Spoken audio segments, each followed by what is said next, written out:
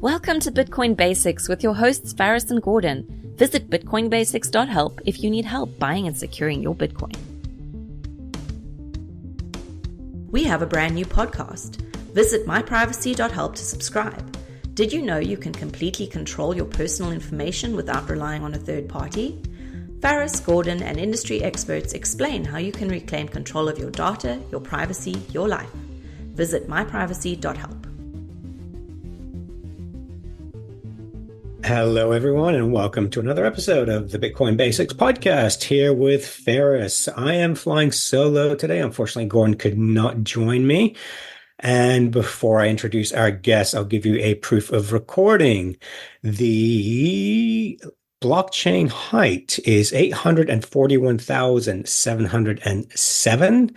The price of Bitcoin is 9,049,777 against the Japanese yen.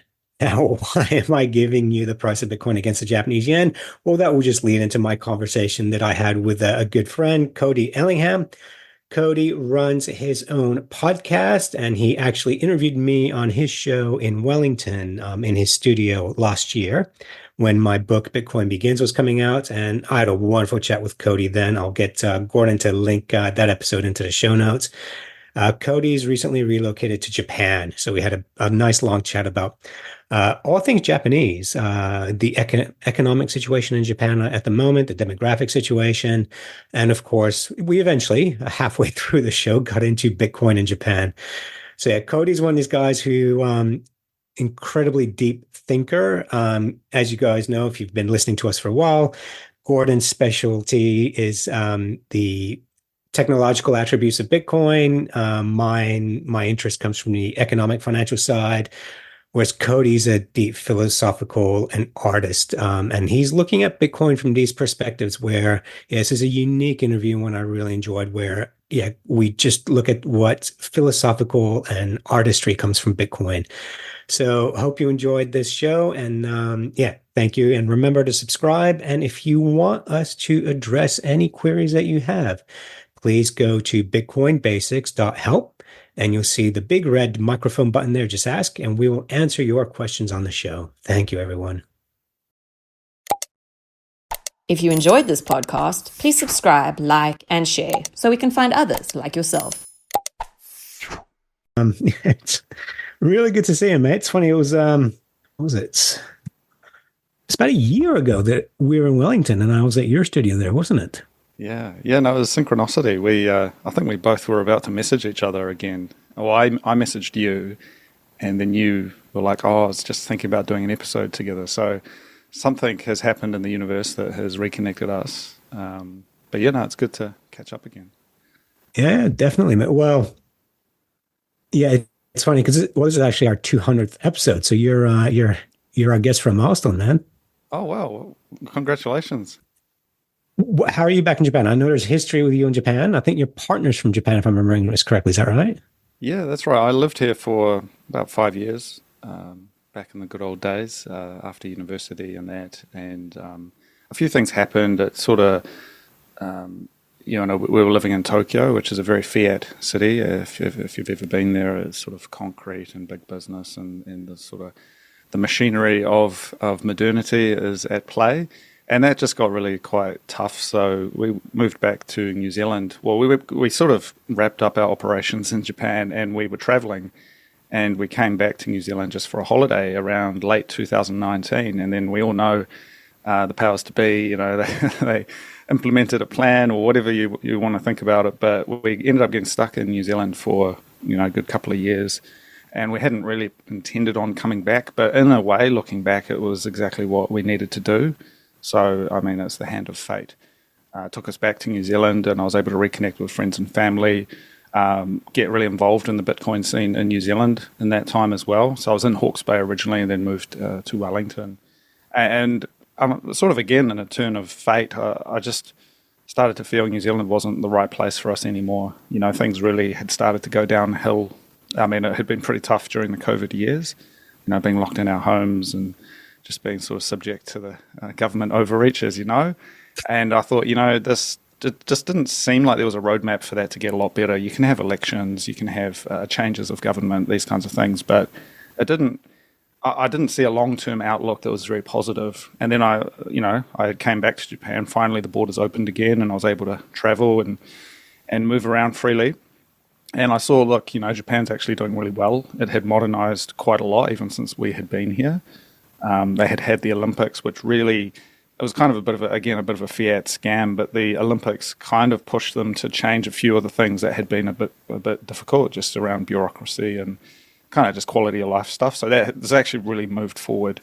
Just little things, free Wi-Fi, stuff like that. It's just had moved on a lot more. And so we came back again in October last year. So I did this sort of small excursion sort of early last year, and then came back October last year again. And that was still traveling. We had, by that point, sold up all of our stuff in New Zealand, had it in storage, and we were just sort of looking to travel around. But we found ourselves just kind of falling in love with the country again, and sort of a renewed interest in what the opportunities are here. So we have settled down and been here about 6 months now. And getting embedded in the scene here in terms of Bitcoin, in terms of what's going on in the kind of greater Tokyo region. But yeah, very exciting to be back. And it's, I guess, probably we can touch on this a little bit, but looking at, there's been a lot of news around the Japanese exchange rate and the kind of the decline of the yen, which I'm happy to dive into and give a bit of a perspective on. But at a high level, that's sort of where we're at the moment. Sorry, I'm frantically taking some notes here. You've mentioned quite a few things already I do want to touch on.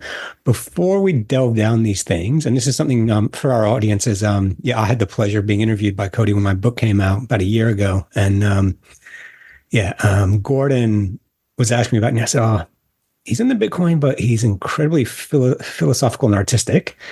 But I want to go back a little bit. So where and what did you study?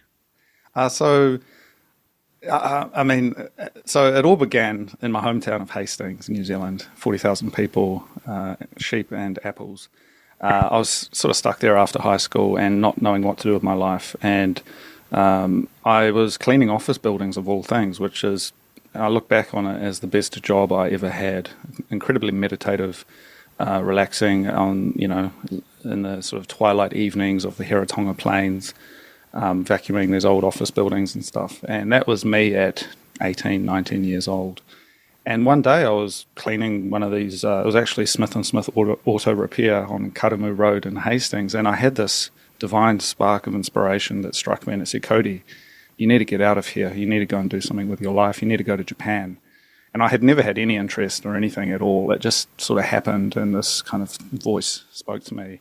And so that sort of, I listened to it. I could have ignored it, but I listened to it, and that set in motion basically the rest of my life. I got my act together. I went down to Wellington to study. I needed a degree to actually be able to, not just be a tourist, but actually to live there. You do need a bachelor's degree. So I set that off in motion, studying Japanese media.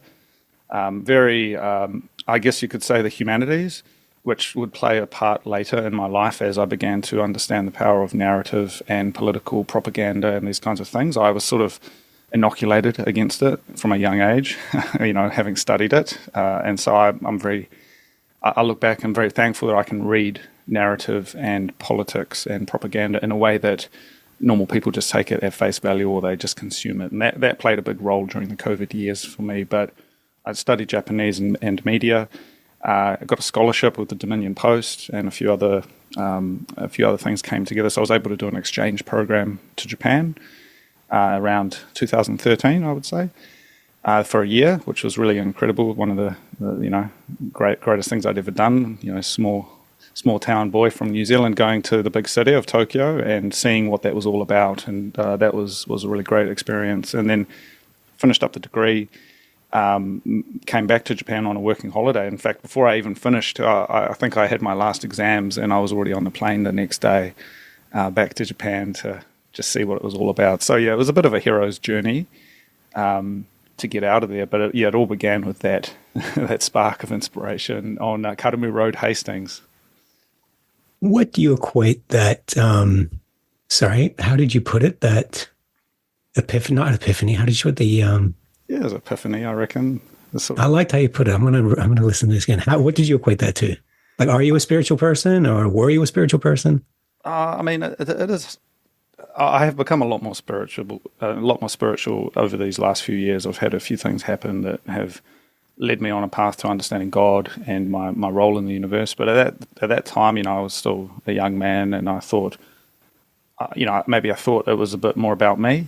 I don't know where it came from. I think there's something though to be said about the act of just doing a repetitive kind of meditative task and letting that preoccupy your intellectual mind, and so that the actual subconscious can hear the message. And I think this is something in our world we don't let this happen enough, that we let that voice speak. I think we try to think about things and we try to intellectualize it, which is quite common, especially we're talking about Bitcoin economics, computers. We're always in the machine, we're always in the thing, but that's very much an abstraction. I think the true kind of flow of fate of being, it's a lot more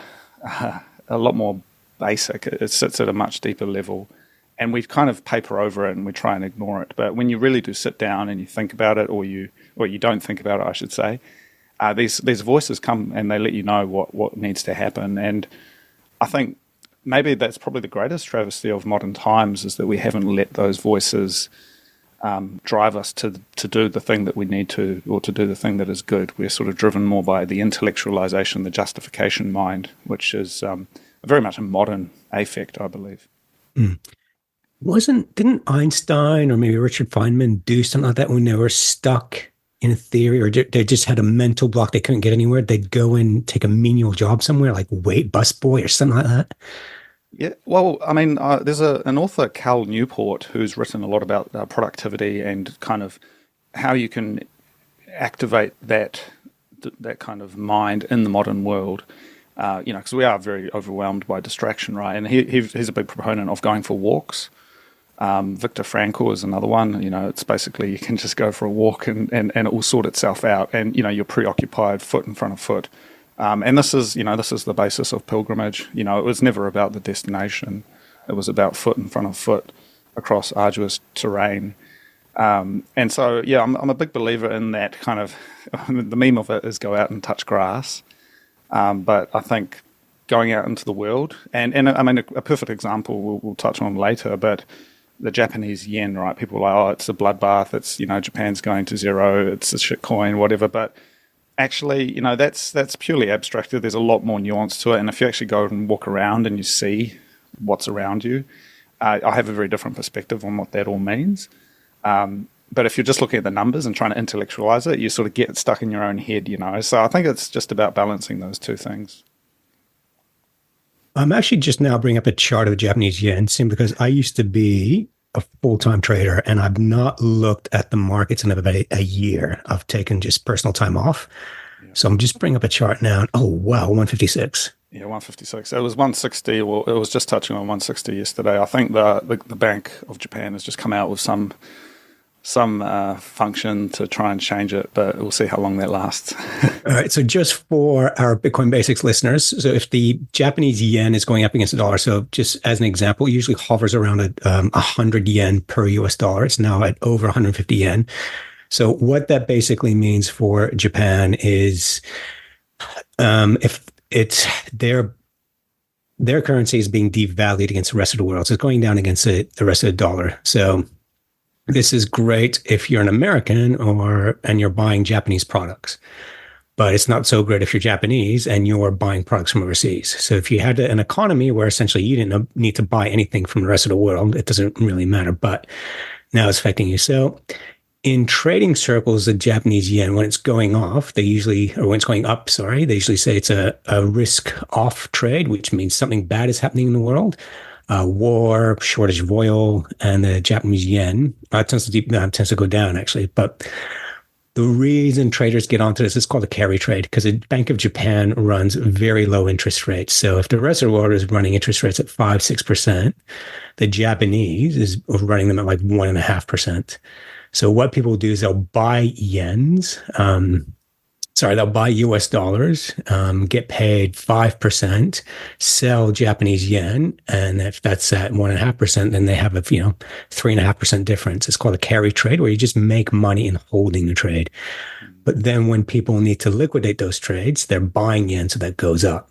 So, for example, a few years ago, when North Korea shot a missile over Japan, the yen went up in value, which doesn't make sense. If, Japan's about to be targeted by a nuke, you think people are buying Japanese yen. They're like, oh, this doesn't make sense. Well, that's why people were worried, and they're closing they're selling yen positions. I don't know if I've explained that well or not, but essentially when I see that happening, it just tells me there's something not well in the world and people are closing their carry trade positions. That's purely as a trader. But I presume you have a much more insightful experience as to what's actually happening in Japan. So thank you for that explanation. So there's two things. So firstly, kind of tagging on to the intellectual conversation we were just having, I think there's a certain logic to financial trading, to basically understanding the market, a certain operating system that you require to be able to read the stuff you just talked about. And I would say for the most part, there is logic to it, but it isn't necessarily a natural logic. It's sort of, it's very abstracted, and I think it takes a certain mind, which I certainly don't have, to be able to understand how this thing can do that thing. It doesn't make sense in the way that for me, like Bitcoin, really is so simple. It's just this thing, and you have it or you don't have it. There's not that level of abstraction or man-made logic to justify it, which I believe is a fiat affect. The global forex market. It's only because of fiat money that we have that kind of those arbitrage opportunities, right? If everyone was using the same thing, I think it would be very different. And so, for me, I struggle. I really do struggle to think about that, and so I just don't even try. And in the fiat system, that punishes me because I'm not able to see the opportunity. But in the Bitcoin standard, it's very easy because you just create value, you get Bitcoin, and you're all good to go. But for me, I remember the North Korean missiles. I was here at that time. Seems like it was a bigger deal overseas than it was here. Honestly, they literally launched test missiles at Hokkaido, the northern island, and I think I just didn't. Maybe someone mentioned it to me. I think my mum might have texted me about it, and I didn't even really care. It's just a very different connection to the world political kind of news cycle. And even at that time, I believe it was like the Trump years, and it was like peak hysteria, and it was like a non-issue in Japan. And again, I wasn't plugged into the local media, and a lot of people aren't. It's not really a thing here to like follow the news cycles. And you could call it apathy perhaps on a negative sense, but actually in a positive sense, I think people just live their lives. They're busy working, looking after family. They don't have time to be preoccupied by the media kind of complex. So in that sense, I think it's actually a lot more healthy. I certainly, by the end of it in New Zealand, I was thinking, man, I just can't put up with this. Every day it was like everything became a political, cultural identity issue. And I just want to, be present. And so that was kind of part of it. But in terms of what I've seen here, so yeah, the yen, I'm lucky that a lot of my income does come from overseas. So I'm in an interesting position where previously, say, when I was living here last time, I was earning yen. And at that time, relative to, say, the New Zealand dollar, it was a pretty good deal. This time around, I'm earning New Zealand dollars, US dollars as Bitcoin. They're all, much better than the yen. So it's a quality of life increase for me. However, I look around me and I think, man, this place is still doing a lot better than New Zealand. And for me, that's kind of my comparison point. Someone said to me, this is quite a famous saying, but, there's a lot of ruin in a nation. And I look around me and, Japan has spent the last 70 years investing in infrastructure, investing in itself. You can go on any street, the most remote rural village in Japan has fiber internet, high-speed rail, beautiful highways, and just everything is just pristine and clean, and it works, and you can catch a train from one end of the country to the other in a couple of hours. And it's just a level of depth of infrastructure that sure, there might be some financial issues with the the imports of oil and kind of reserves and things like that. But as a country, as a productive economy, there's so much. There's just so much here. It's a little bit difficult to explain, but the big comparison for me is the floods we had in New Zealand last year, which basically wiped out like the east half of the North Island with like a bit of rain. They washed out like the two roads that were connecting Wairoa, and it's like, man, how could that possibly happen in a developed nation?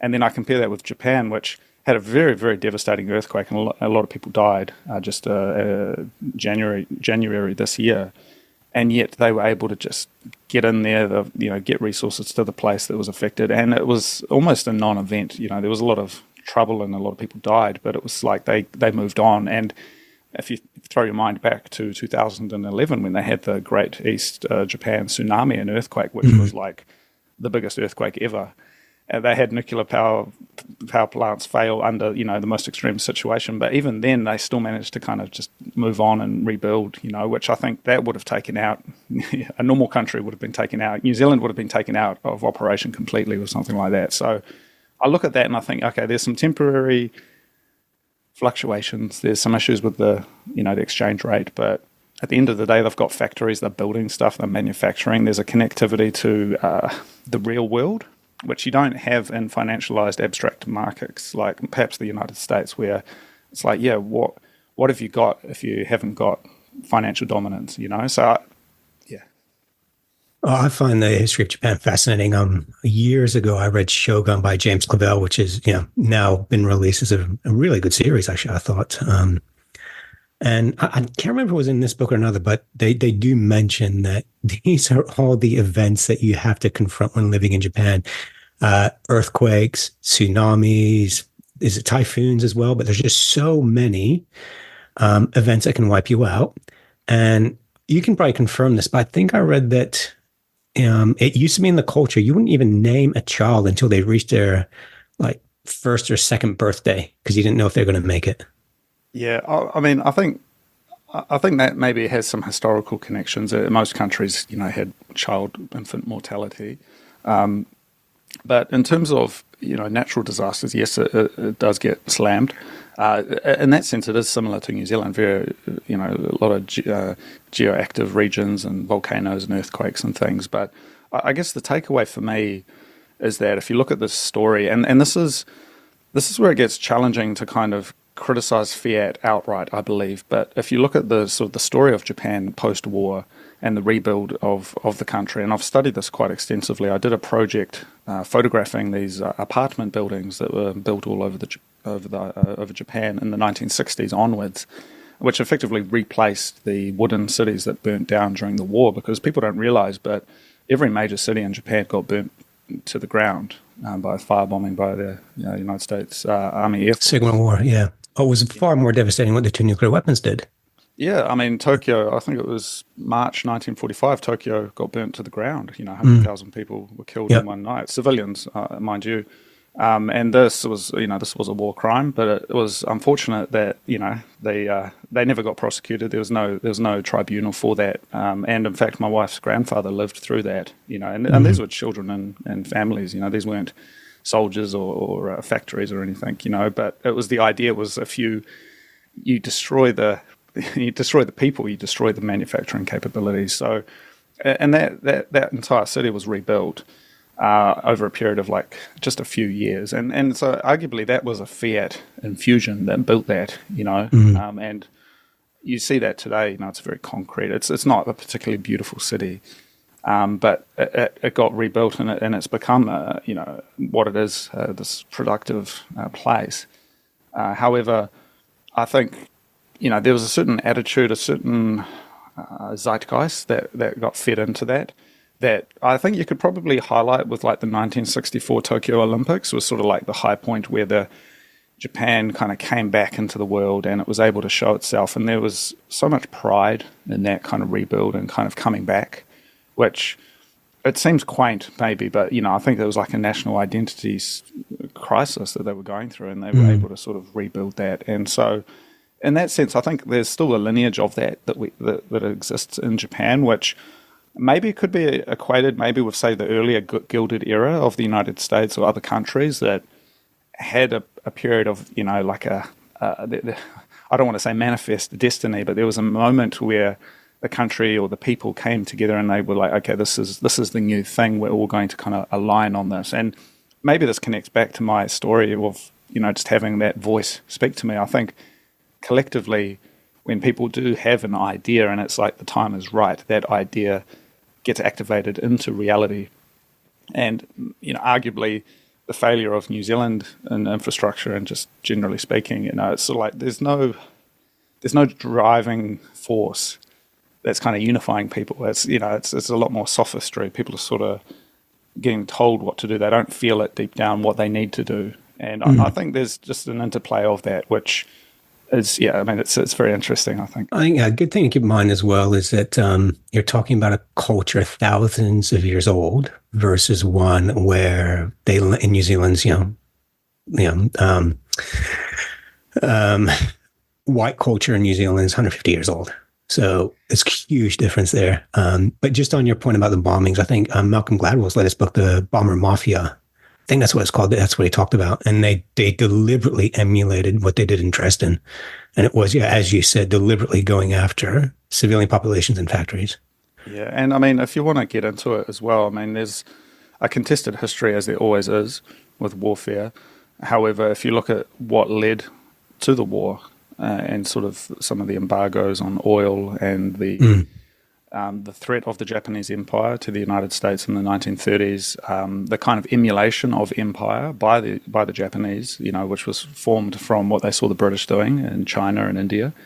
I think it's difficult to lay blame solely on one side or the other. I think there's always a hegemonic relationship, and it's a book really, but it's a very difficult history, and I think we lose a lot of that as time goes by, and we sort of think, oh, it was the good guys and the bad guys, but everyone was kind of both, and in fact that's all of us are the good guys and the bad guys, right?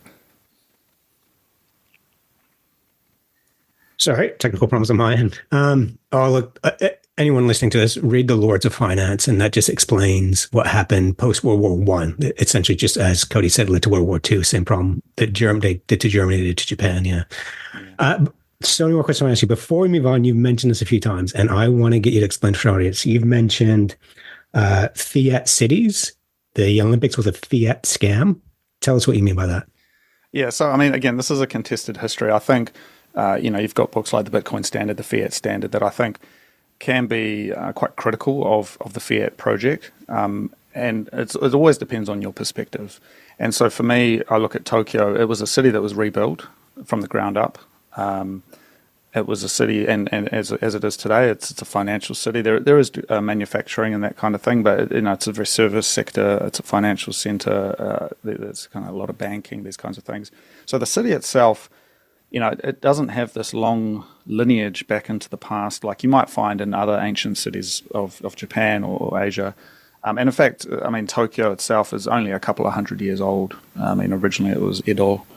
And that, but if you compare it to somewhere like Kyoto, which has thousands of years of history and kind of cultural exchange, Tokyo never had that. And so when I'm talking about fiat cities, I'm talking about a city that doesn't have a long history of connection to deeper work. It's cities that maybe operate on the service sector, the banking sector, the financial sector. Cities that are maybe searching for an identity deep down, and I think a city that maybe once was an ancient proof of work city, you could say perhaps, can change into becoming a fiat city. I think London would be an example of that. A city that's been infected by this kind of virus that sort of at an abstract level reaches out and kind of puts its tentacles into the bricks and the old cathedrals and the buildings of the place. And in the same way, I believe maybe a city that kind of is quite new can still have that kind of sense of proof of work, that sense of origin and something bigger than just the financial system. And, you can go to small towns in New Zealand that, they don't really care. They've never had money and they never will, but they don't really care. They're all about something deeper. They've got a connection to the land, for example. So it's a kind of a framework, maybe difficult to understand, but for me, I see Tokyo just like I see maybe somewhere like London as being a fiat city. It's driven by finance, by the service sector, by making quick money, and that ends up bleeding down into the people themselves. And so one of the reasons I don't actually live in Tokyo anymore, I live a little bit south of Tokyo, is because that just started getting on my nerves. Everyone's too busy. They're all riding the train. It's sort of that sort of lifestyle, which isn't for me anymore.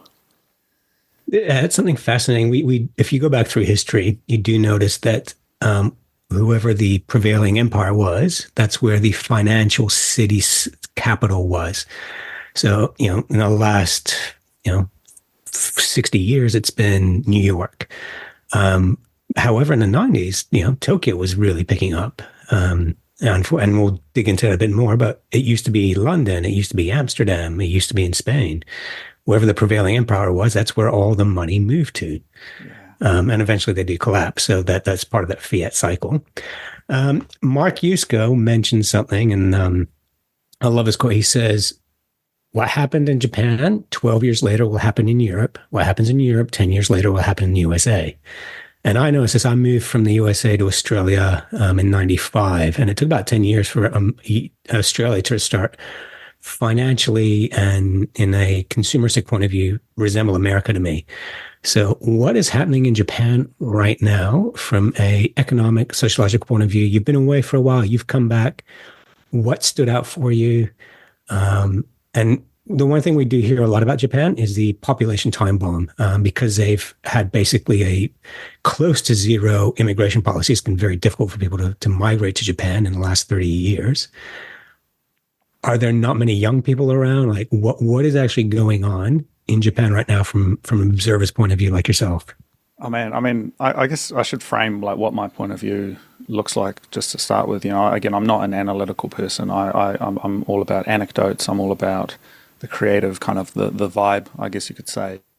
But in terms of just what I see around me, it always was, and I think it will continue to be. It's a very safe country, ridiculously safe. In fact, there's none of the stuff that it was even in Wellington. New Zealand's a pretty solid place as well, but there's just none of that street level violence or petty crime and any of that stuff. It's just, I think, a cultural thing. But in terms of like, you talk about birth rates, but man, everywhere I go, I'm seeing people with like kids, hanging off them, and again, it's anecdotal. The real thing there is that there hasn't been an import of migrants to fill that gap. And when they are, I'm a migrant, it's generally very skilled. It's very prescribed. There's sort of a lot of requirements. It's not very easy to just turn up and start doing stuff here. And even when you do, you have to fit into existing social structures, which means basically you've got a society that has a meaningful amount of other cultures in there. And I think this can get a bit contentious and you can move into sort of racial territories as well. But there is a meaningful and I think a very important backbone of other cultures that exist within Japan. But for the most part, there is a national myth of Japanese-ness. And this, unfortunately, is intertwined with a lot of historical trauma and issues around prejudice and discrimination. But for the most part, the country does have an identity of Japanese-ness, which is a foreign concept for, people growing up in Western liberal democracies. We don't have that anymore. The idea of New Zealand isn't associated with a racial group like it is in Asia. This isn't just Japan. I would say Asia generally has an idea of who is from that place. But that has a negotiation as well, because if you assimilate, you learn the language, you learn to plug and play into the society. You can join that group. But I think that's a very different concept. And I think if you visit Japan and people come, they'll see what I mean. But it's a very different concept. There's a social contract that's very different to the social contract of say New Zealand. But in terms of what I'm seeing around me, it's still very prosperous. Things are cheap and affordable. Even if you're looking at it from a yen perspective, you're earning yen. Just the scale of economy here means you can get stuff for super cheap. And I'm looking at this from New Zealand thinking, man, I can buy anything that I need on Amazon in Japan, and it's just ridiculously cheap compared to getting it in New Zealand. So I'm a bit biased in that perspective. But yeah, consumer goods, variety of choice, it actually probably reflects more on how difficult it is in New Zealand compared to, say, the success of Japan. But in terms of what I'm seeing that's maybe leading, I don't know, there maybe is a deeper sense of something's not quite right. I don't know how to put it, how much of that is me, how much of that is the country, but it's sort of like we're stumbling towards some brave new world, which doesn't really seem clear at the moment. I don't quite know. I mean, maybe we'll figure this out as we go through the conversation. But yeah, I wouldn't say I have any particular insights that feel like we're like 10 years ahead of anywhere else, or we're at the edge of something new. But yeah, that's sort of.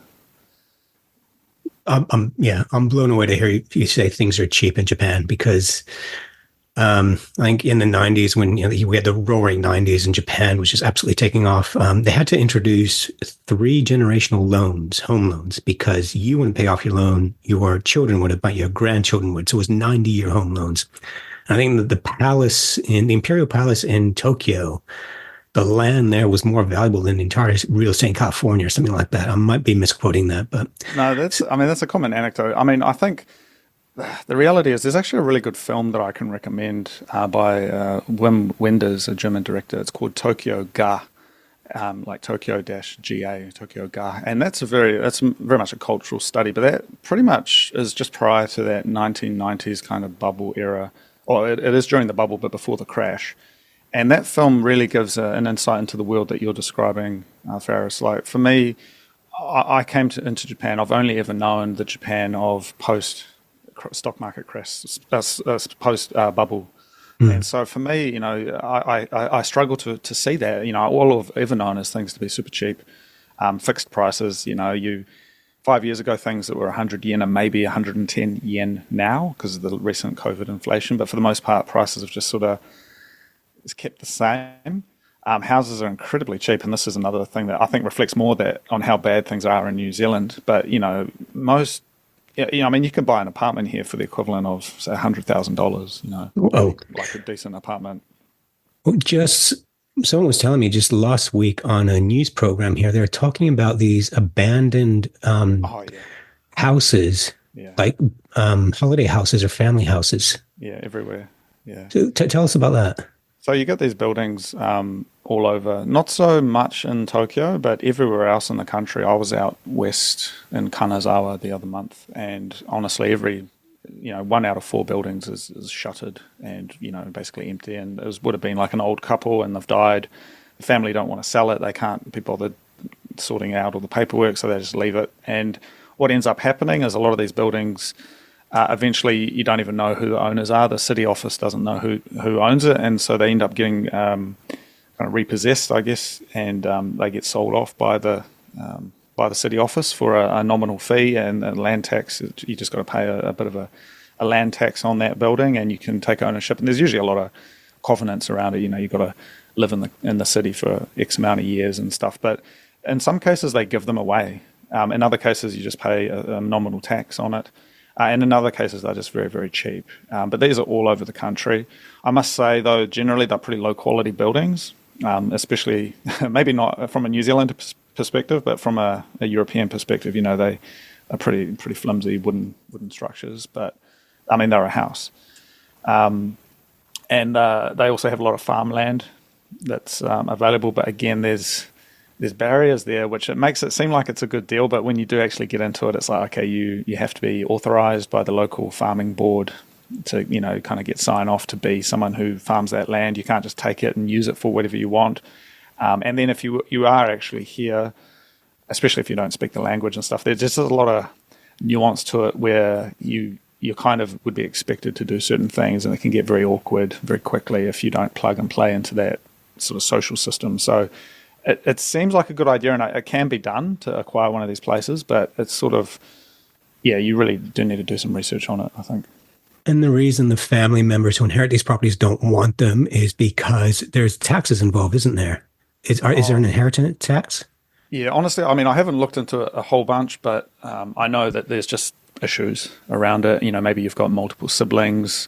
They don't want to they don't want to mess with it. It's maybe a lot of work. There's people involved, middlemen involved in settling the estate and things like that. So honestly, I haven't looked into it. I'm not ready to explore that really just yet. So what I'm saying is pretty much just from what I've heard. But my lived experience is you see these houses everywhere. In fact, there's one like just down the road from me that's like just vines are growing up it, and it's just kind of falling apart. Well, that was my next question. Yeah, what's that's the sociological demographic effect? Is it leading to broken windows, graffiti, crime? No, it's it's just socially, it's like none of that sort of stuff that I've seen. I mean, you do get a little bit of graffiti here and there, don't get me wrong, but generally speaking, these houses just get left alone. They do become fire hazards if people dump rubbish there and that sort of thing, but certainly looking at it compared to maybe an American perspective or something, it's a very different situation. You don't really get squatting like you would in other places and that sort of thing. And again, housing and rentals are really cheap here as well. So you don't need to squat. If you can, you sort of can just get a really cheap apartment normally. So where does Bitcoin fit in Japan right now? Oh, man. That said, I mean, I feel like, I must admit, I feel like I'm talking about certain tropes here, about the safety and these kinds of things. And again, there is a lot of nuance to it that maybe for me is quite normal because I've been here for a number of years now, but there is nuance to it. And I think you can go to places in Japan where there are still challenges. You can feel that kind of pinch, that cost of living crisis, that is beginning to emerge. And there's this concept, I think, of like the working poor. And this is something that we don't have again in New Zealand because of immigration, right? So the people who are working on the kind of the shittiest jobs are generally going to be, immigrants, or they're trying to make it happen. They're not, the most undesirable jobs are generally going to be done by people who are new to the country. Let me put it that way. And you have a different configuration here where Japanese people do a lot of the jobs. And that said, I mean, I saw a demolition crew the other day who looked like they were maybe Indian or Pakistani, basically working on demolition, which is a very dangerous kind of job to be. So that's one example where you do have these guys coming in and doing the work. But you've got this working poor, very low wages. So minimum wage is like maybe 1,100 yen or something like that, which is like, what, $10, $11, $12 New Zealand, $6, $7 US, maybe, something like that, maybe less, maybe $5 actually, sorry. So you've got this kind of, working poor, long hours, high expectations, these kinds of things around the work. In terms of Bitcoin, though, I actually did a workshop just the other day and talking about Bitcoin in Japanese. And the guests, I would describe them, they're basically like Japanese housewives, which I was really surprised by. And that was, I think they were basically like, yeah, the yen is dying. And I had heard about Bitcoin. I had brought a little bit online. I'm looking to secure my family's wealth, is basically what they said. And I was really blown away. It wasn't this kind of trader kind of, image, this kind of stereotype. It was basically the wife of the family saying, hey, we need to do something. And maybe it filled a similar role to stocks. But for them, they were like, yeah, we need to do something about this. So that was a little anecdote. But I guess getting towards what Bitcoin means generally for Japan, man, I mean, it's early days. There's very low awareness. Very, very, very few merchants accept Bitcoin. I think there's a knowledge gap. Certainly, I'm trying to work on that myself, but it's not part of the discussion like it is in other places, I don't think. So I think it certainly has a role, as we know, but it has that knowledge hasn't disseminated yet, if you know what I mean. So yeah, maybe I'd say early days for Bitcoin more broadly.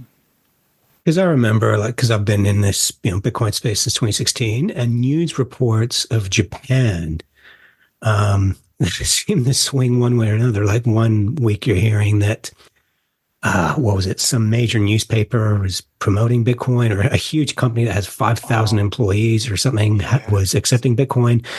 And then I think the government announced double taxation on it. So it seems to be the government response seems to kind of change drastically from one end to another. And that's something we're actually seeing here in Australia. They don't know which way to go. They're making life very difficult for Australian-based exchange at the moment. But yeah, what is a government regulatory response to Bitcoin and other Yeah. cryptocurrencies?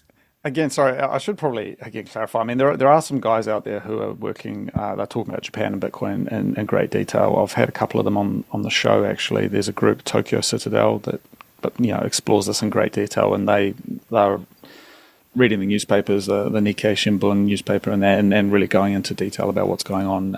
For an English audience, and there's a few Japanese guys doing similar stuff as well. I mean, for me, I'm not looking super closely at that stuff, but regulatory wise, it's a bit of a mission. It's really hard to set up an exchange here. It is legal, I should say. You can use Bitcoin, but there's certainly challenges around the exchange side. And what would have happened? So when you were following it a number of years ago, I would say the 2017, 2018 era, that ICO kind of bull market, that was like the hype. And a lot of stuff crashed after that. I think prior to that as well, Mt. Gox. I think Japan was very early accepting Bitcoin for merchants and things. And then Mt. Gox, prior to that was, that cut out a lot of merchants. So I think you've seen a couple of periods of sort of like hype and mass adoption, and then it sort of gets killed back and culled. And you've got now, I think, maybe a more like a Web3 kind of altcoin, shitcoin kind of thing going on, where the government's kind of okay with it because it's less threatening than Bitcoin, kind of non-KYC Bitcoin. So yeah, I mean, again, it's quite a complex topic, but my gut feeling is a lot of people just don't know about it, and when they are buying, they're buying in these like exchanges that some of them don't even let you send the Bitcoin out of the exchange, and so it's sort of still in that sort of speculative asset sort of class. I haven't really seen only one merchant that I've seen that is like actually orange pilled out of the entire country. I haven't been to all of them, but I think there's only about 16 or 17 on BTC maps that actually accept Bitcoin in the entire country of 120 million people. And one of the ones that I went to, he was orange pilled, he got it, he understood it, but even then it was like, I wouldn't say that's by any means indicative of normal attitudes. Would you expect that as the Japanese yen continues to depreciate, more and more people will be looking at Bitcoin as another option? I think this is probably contrary to what a lot of others would say, which is that Japan's a hopeless case. I actually think there's a lot of smart people here, and there's a lot of people are looking very closely at this stuff. And when the incentives align, I think the people will just do what they need to do. I've got a couple of scenarios that I've been thinking about, but if there is conflict with Taiwan and China, for example, I actually see a situation like that. Japan again, because it's got that infrastructure, it's got a relatively cohesive society. There's none of the left-right stuff that you see in the US, for example. There's just this kind of sense of order. I think they would be like ready and willing to go and do what they need to do. To use Bitcoin, for example, or even to go a bit further and actually be manufacturing stuff like ASICs and mining hardware. I'm actually quite bullish on maybe something like Japanese-made Bitcoin mining hardware. And I have heard through the grapevine that there is mining taking place in Japan with some of the nuclear power plants that isn't publicly talked about, but it is taking place. And it's just sort of like very conservative. We're not publicly announcing this stuff. I think there's one company that's doing the MicroStrategy thing. That's just come out, MetaPlanet, I believe it's called, and they've been putting Bitcoin on the balance sheet. But I'm sure there's companies stacking, but they're doing it very quietly. They're not publicly announcing it. They're very conservative. They're trying to not rock the boat. And if things start getting dicey with the yen, who knows? Maybe you start seeing just more and more people quietly buying Bitcoin, not yelling about it, but just sort of quietly, getting into it. So I think that's certainly an option. People might be looking at that. Yeah, it's amazing to have it. You think of how easy the entry barrier for Japan is to manufacture their own miners, and they've got the energy to do it. Oh, honestly, the solar panel. I mean, the energy is quite expensive here, to be fair. But residential kind of commercial power. But there is, there's nuclear power, there's solar. I think I could see a situation where that just gets doubled down and mining takes place. It's an industry, and again, you couldn't do this even in New Zealand. There's no high tech industry of any kind, right? But you could actually manufacture this stuff. I don't know about the fabs, but I think there may be. Oh no, actually, sorry, there is a fab going up in Osaka that I heard about. I haven't looked into it in detail, but who knows if these are going to be the ones that they, the right kind of fab for building ASIC chips. But the fact that you can even think about doing that is a real positive. So I'm a little bit less doomerish on Japan. I think again it's got the cultural goods to get through major earthquakes, major disasters, and that could also include financial disaster. And I think they'll just keep their head down, carry on, do the thing they need to do, and they'll do it very well. Yeah. So one thing I should have asked you earlier, but I love chatting with you, Cody, is what was your Bitcoin, what was your orange pill moment? Oh man, it was COVID. I mean, I was always into Austrian economics. Actually, when I was living here, I remember back in the day, I was just watching the Mises Institute all the time, and I was really into it. But yeah, it was COVID, man. I was naive to the power and the damage that the state causes. And I saw it firsthand when they locked me in my home in New Zealand. They didn't let me leave my country. They basically destroyed any sense of trust I had in the authority system of the government. So that was kind of my hard orange pill. And I had I had touched Bitcoin in various ways before that.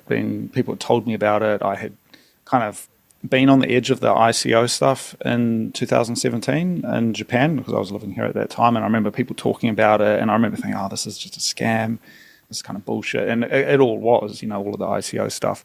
I didn't really see Bitcoin through that noise at that time, but yeah, pretty much 2019, would have been early 2020, I really started getting into it, and I was like, yeah, this is what we need.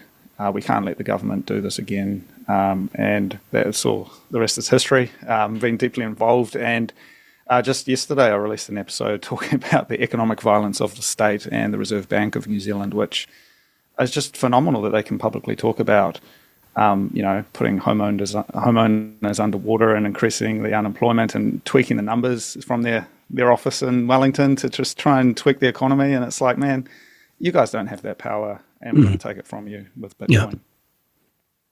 Well, so with the actual moment, did you go to a meetup, read a book, someone tell you about it? No, I just slowly, I think I just brought $100 and I put it into a wallet, and then I started, and I think that would have been around the bull run, 2019, 2020, around that era, and then number go up and started getting into it, started watching YouTube and, reading a few books.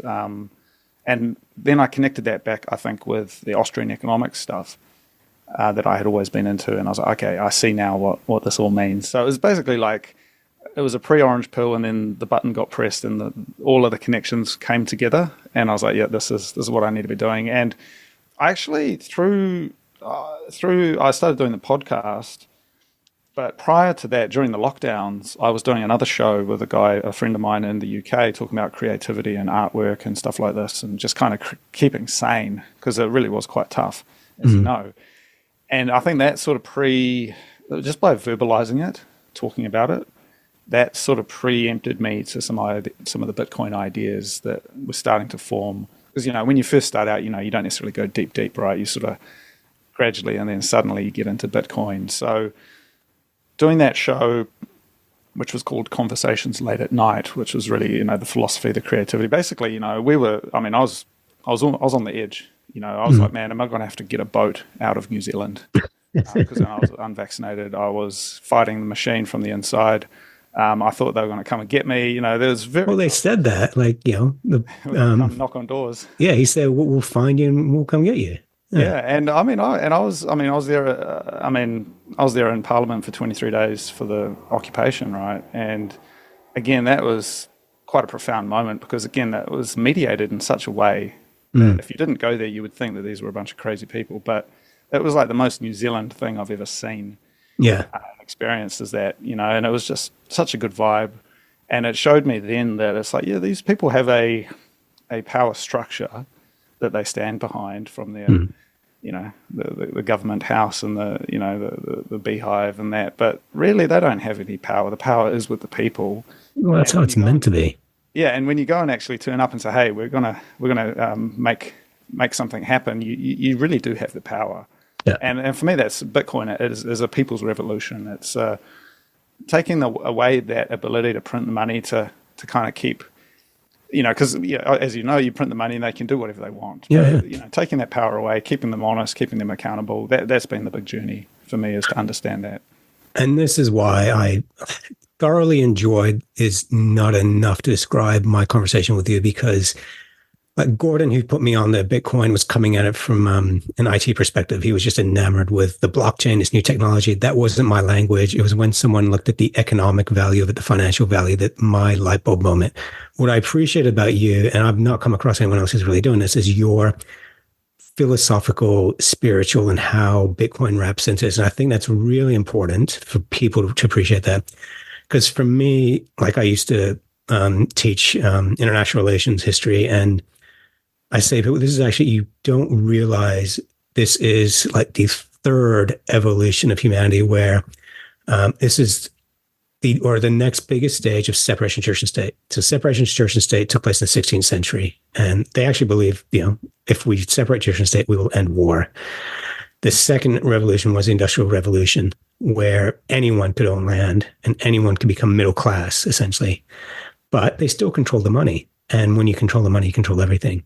Bitcoin is the third revolution in the freedom of the individual, freedom of humanity, where we control our economic or our financial future, not you. So I equate Bitcoin with, separation of church and state, the Industrial Revolution. This is the next phase of that. Yeah, absolutely. And I think, there's certainly some required reading. I think people should look at something like The Sovereign Individual as a good starting point for understanding this revolution that's taking place. And I think this is where I apply also my training, right, going through the university and the humanities. And they said to me on the first day that by the end of this course, you will all be Marxists. And we studied in depth the things that I think in a lot of the Bitcoin kind of communities are seen as the kind of the enemy, things like the Frankfurt School, or the kind of culture studies and these kind of narrative forming ideas that are used by I think the media and the power structures to maintain and to build stories and propaganda in there. I studied that and I learnt about it, and so I'm also conscious of within Bitcoin, what those narratives are and how they interface, because we've got a lot of engineers, we've got a lot of computer scientists and a lot of people who are very technical, but ultimately the human animal, the animal spirits speak, and the human animal is irrational and is driven by stories and by visions. We were talking about my vision earlier for leaving New Zealand. These aren't logical things. No human is actually truly rational like that. And so I think part of my work is looking at how you can communicate these things in the kind of the greater story of it, not just the economics and the figures, right? And I think that's why the philosophy and the creative side is so important, because people start to see that there's a pathway and there's a story that they can join. There's that great movement, that groundswell of activity, and some things can get in the way of that and some things can aid it. But if we can, I guess, create a story, there's like it's like a shared story of what this could mean for everyone, and it just becomes self-perpetuating. It becomes mimetic at that point. And I think we're almost there. I think we'll maybe a couple more years of this inflationary kind of cost of living stuff, impossible to buy a home. And young people especially will be like, man, I'm just going to opt out of that. There's this new way, and a friend of a friend told me about it, and now I'm ready, I'm hearing more and more people that just want to explore the digital nomad lifestyle. It's like, I don't want to be rooted. It's like, I can't afford to, for one. So what's plan B? Yeah. And I think we'll see, and this is a whole thing to discuss, but the old systems, they decline and they go away, but they leave a trace, but we don't just linearly go into the next thing. And I think the billiard balls of the future they're already in motion, and sort of how they bounce off each other is very interesting to me. And I think this is where you can do like stochastic modeling of like crazy stuff, like, well, what if this happened? What if that happened? And you can start thinking about what I mean, I find it quite fun just to think about what could happen, but you can then still come back to just some real practical, actionable advice, like hold your own keys and have your own Bitcoin, right? Like that's all you need to do. And then the rest is just a kind of more of a mental exercise. But I think looking at the incentives, and this is where maybe the Austrian economics stuff that I was looking at for years really has helped me understand that the incentives will always win out. Culture does play a role, I think. And, you can keep people in line through the force of law and these kinds of things. But eventually, you get, it's like, the short path, people will always cut through the sidewalk over the grass if they need to, if it's the shortest way, right? And I think you'll find, even in Japan, if there is a shortcut, if there's an easy way to do something, if there's an incentive for it, people will do it. And that's where maybe you can build a business, you can build some sort of software to help with that. And you are basically, your foundation is now in Japan, not planning going back to New Zealand, anywhere else, or is this a trial? We'll see. I mean, deep down, I love New Zealand, and I mean that not in a patriotic way, but there's a naivety and a beauty to the mountains and the lakes and the rivers that is, I'm tangata whenua, I'm connected to the land. I have family there. I didn't appreciate that at the time. And in fact, the Marxist thing that I was talking about earlier, in a way, they really tried to cut that out of you. I remember writing essays on sports culture and how it's a national identity building exercise to celebrate the All Blacks or something. And, they're really trying to play that game to get you out of it. But having spent so much time away and thinking about this stuff deeply, I have a connection to the land. And hopefully, I am going to go back at some point in the next couple of months to go see family and friends. But in terms of living in New Zealand, I don't see a future there right now for me. Number one, housing is just a ridiculous situation. And then number two, jobs. Even when I was living in New Zealand last year, all of my work, I had some local work, but all of my other work was coming in from overseas because, there's just not a depth of market. There's not... There's where are the new businesses? Where are the startups? You just don't see them in New Zealand. So one day it'd be nice to go and retire back to sunny Hawke's Bay or something, but who knows what can happen between now and then. Well, Japan's a one place I've not been to. I desperately want to get to. So I'm gonna have to come up for a visit before you head back there. Oh yeah, no, we'll definitely be here for a little while at least. I'm not too fazed by all of this current economic stuff that's going on. As I said, there's a lot of ruin in the nation, and you're talking about a country that's been through everything. I think a couple of basis points on the exchange rate isn't going to be the end of days. Well, for tourists, it's great.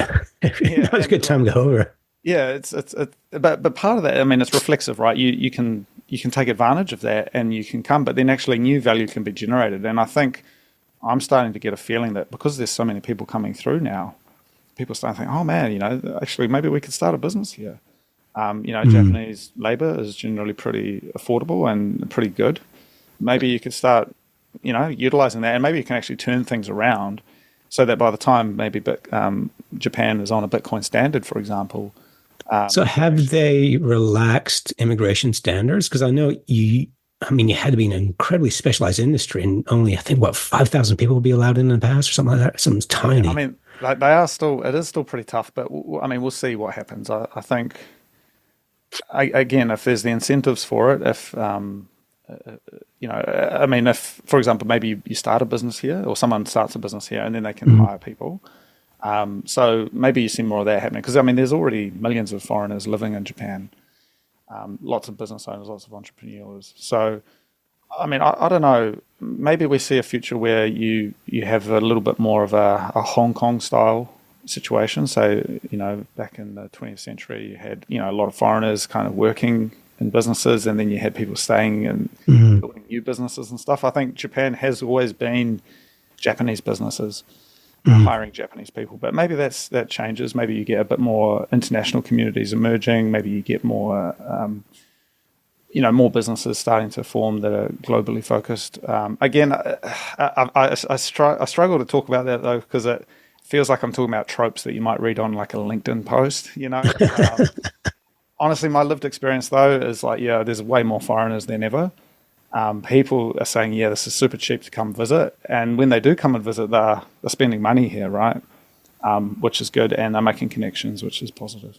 Oh, this is what I deeply appreciate and respect about you, Cody, is that in the world of, 20-second TikToks, you are an observer and a philosopher. You want to just take the time and you immerse everything around you. And and you reflect on that. So everyone listening, please go to Cody's podcast, Transformation of Value. Please tell everyone where they can go find it. Yeah. So you can check it out, thetransformationofvalue.com, or just search for The Transformation of Value on your favorite podcasting app. I do weekly episodes with all sorts of people from around the world. We talk mainly through a Bitcoin lens, but actually surprisingly quite a range of topics, from creativity to economics to urban planning, these kinds of things. So long format, weekly episodes, thetransformationofvalue.com. And where else can people find you, Cody? LinkedIn, any other socials you want to mention? Twitter, X is probably the other one where I'm at, TTOV podcast. I use Nostr as well, which I love. Everything else is a bit of a shell. I mean, I do have a LinkedIn page, but I do deeply hate LinkedIn. It's sort of, we're talking about fiat cities. That's a fiat system right there in LinkedIn. But check it out on Twitter. Is probably the best other place. What's your Nostr handle? Oh man, I don't actually know. I've got sorry. I think I got rid of my my Nostr handle, but it's all on my website. So I'll get Gordon to link it in, and Gordon sends apologies to everyone he wasn't here today, but I'll get him to link it in. But Cody, you're someone I wish I had met much sooner in my life in New Zealand. It's a shame we only got to connect last year. Final thoughts before we go? Anything else you want to share? Oh, yeah, I'll just say, I mean, look, you're welcome, Faris, to come to Japan. And I think we would enjoy going for a big walk through some of the ancient forests around where I am. And it puts things into perspective. I mean, it's just last night, I went for a long walk through the Kamakura Hills. And there's ancient cemeteries, there's ancient trees. And you think, man, life is temporary. We all end up back in the earth eventually. And this Bitcoin thing, it's going to happen. It's going to be all good. There's a bit of work to do, but it's not worth stressing out about. It's not worth worrying too much about. Life is short, and just take it easy. That's all I would finish with. So, thank you very much for having me. No, it's my pleasure. So I need to finish with this because one of my favorite films is The Last Samurai. And it's filmed in New Zealand, ironically, but I remember seeing it at the movies, and a scene that just struck me was when the fictional character is he's an American and he's been trapped in the mountains up north, and then they come back to is it Tokyo or Kyoto in the film? I can't remember which one it is. I think it's Tokyo. Yeah, it might be It Tokyo. wasn't named Tokyo at the time, but they come back and they've been living in the lush green and just out in the mountains. And they come back and Tokyo is modernizing, and you just see muddy streets and electricity wires everywhere. It's like, oh, wow, this is progress. No. And I mean, sorry, just on that note, I have spent quite a bit of time in Hokkaido, which is the northern island, which maybe I can't quite remember if that's where the samurai. I think it is. Different, but that's just profound, and that's about as close as New Zealand as you can get. It really does look like the Waikato. So I certainly would be love to show you around, and just enjoy the countryside, because it's all just a temporary journey. So, well, thank you very much, Cody. It's been a real treat. Thank you. Thanks for watching or listening. If you enjoyed this podcast, please like, subscribe, and share so we can spread this educational content to others like yourself. Visit bitcoinbasics.help. Disclaimer. Any content provided by CoinCompass is for educational and informational purposes only and is not investment, legal, tax, or any other professional advice. A qualified professional should be consulted before making any financial decisions. CoinCompass will at times recommend certain products, services, and technologies, but these are opinions based upon our own or podcast guests' experience and not endorsements. We take no liability for out-of-date or inaccurate information, software bugs, manufacturing errors, technology misuse, or issues involving third parties. Visit coincompass.com for more information, and please contact us.